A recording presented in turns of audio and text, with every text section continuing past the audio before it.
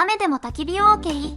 ソロキャンプが何倍も楽しくなる魔法のギア。実は、たった1枚の魔法の布があれば、雨の日でも焚き火や料理が楽しめるんです。なぜなら、軽量なのに防水性が高く、雨風からあなたを守る万能シェルターになるから、土砂降りの雨でも焚き火を楽しめたり、雨音を聞きながら安心して眠れたり、これ一つでキャンプの快適さが段違い。その魔法のギアは、軽量タープ。